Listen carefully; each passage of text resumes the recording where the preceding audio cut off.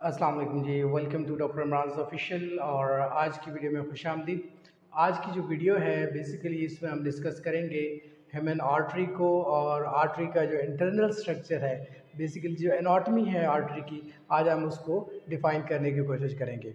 अगर सबसे पहले हम इसके इंटरनल स्ट्रक्चर को देखें, आर्टरी के इंटरनल स्ट्रक्चर को देखें, तो इसमें तीन बेसिकली लेयर्स आती हैं जो आर्टरी के इंटरनल स्ट्रक्चर में है।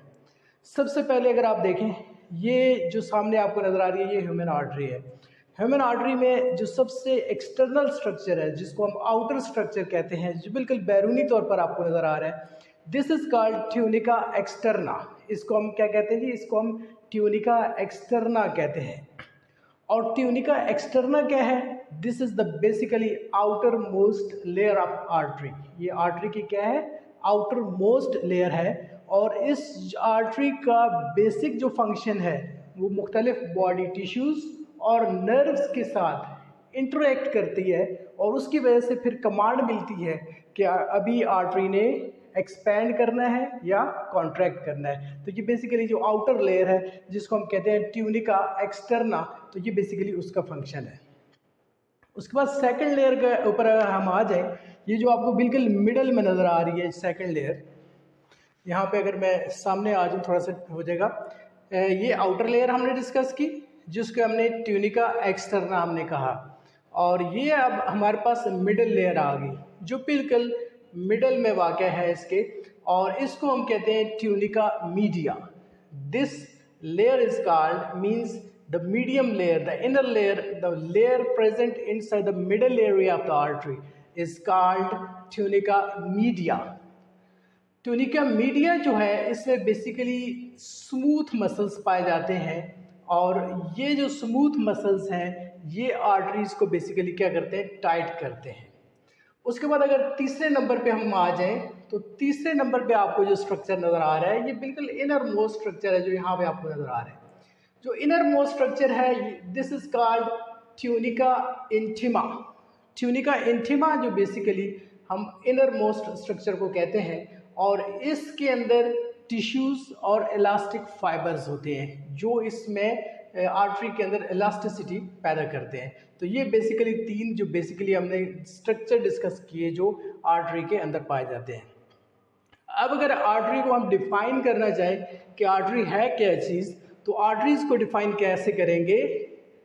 A critical part of your cardiovascular system. Artery क्या है? आपका जो कार्डियोवैस्कुलर सिस्टम है उसका क्रिटिकल पार्ट है, जो कि आपकी इंटायर बॉडी को रिच ऑक्सीजनेटेड ब्लड प्रोवाइड करता है। तो ये क्या है? आर्टरी है। अब आर्टरीज को अगर देखा जाए तो आर्टरीज के दो टाइप्स आती हैं हमारे पास। सबसे पहले हमारे पास आएगी जिसको हम क्या बोलेंगे? इलास्टिक आर्टरी बोलेंगे। और सेकंड हमारे पास जो आएगी वो क्या कहलाएगी? That is called the muscular artery. जो इलास्टिक आर्टरी हमारे पास आएगी, elastic artery are more elastic tissues than the muscular arteries.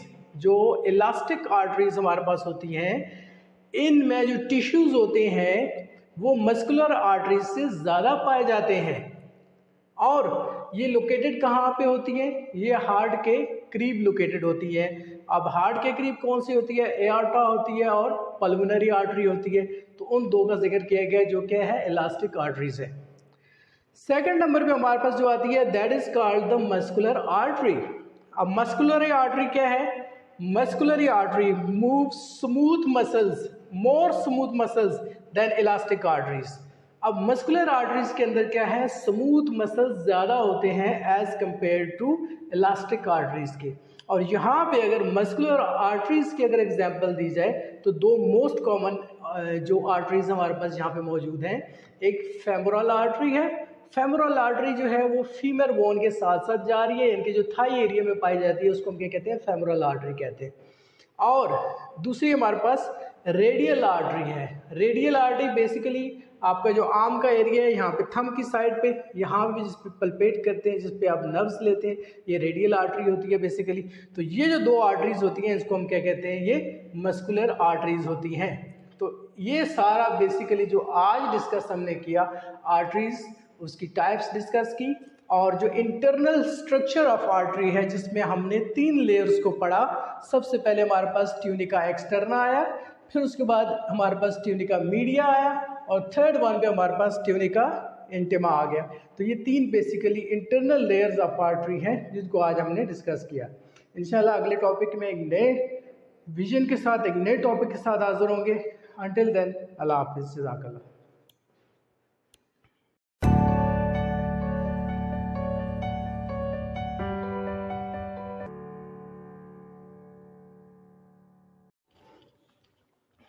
Assalamualaikum ji, welcome to Dr. Imran's official. Today's video is very important, and today video we will discuss the internal structure of artery, the definition of artery, and in today's lecture we will discuss the types of arteries. Initially, we will discuss the diagrammatic view of the artery. Here is your artery on the board. If you look at your artery has 3 main layers. The first layer is called tunica externa.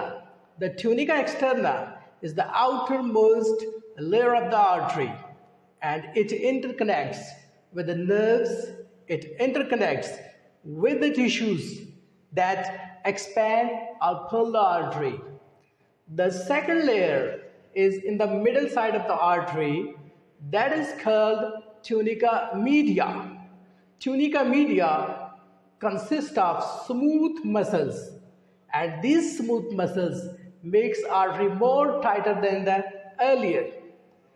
The third layer, which is the innermost layer located just inside the inner side of the artery, that is called tunica intima. Tunica intima is the internal layer of the artery that consists of tissues and elastic fibers that makes elasticity in the artery. So here is the internal structure of the artery. Now if we discuss about artery, what is artery? Artery is basically a critical part of your cardiovascular system, and it provides rich oxygenated blood to the entire body. So this is the basic definition of human artery. Human artery is divided into 2 categories. The first one is called elastic artery, and the second one is called muscular artery. The elastic arteries are more elastic than the muscular arteries. The elastic arteries are located near the heart. The example of elastic arteries are aorta and pulmonary artery. Now if we'll discuss the second one is called muscular artery. Muscular arteries contain smooth muscles, and they cover more smooth muscles than the elastic arteries. And the example of muscular arteries are femoral artery and radial artery. The femoral arteries are located just at your thigh area, and the artery in front of femur bone, this is called the femoral artery. And if we discuss second one, that is called the radial artery. Radial artery is located just at your this area, at the area of your radius bone, and we can palpate here on the radial artery. So there are 2 main muscular arteries. The first one is called femoral artery, and second one is called radial artery, and third one also is called brachial artery. So these are the basic muscular arteries. So inshallah in next lecture we will study the structure of vein, internal structure of vein, and definitely we will cover a lot of anatomy about the vein and artery, and we will meet you in next lecture. Until then, Allah Hafiz, Jazakallah.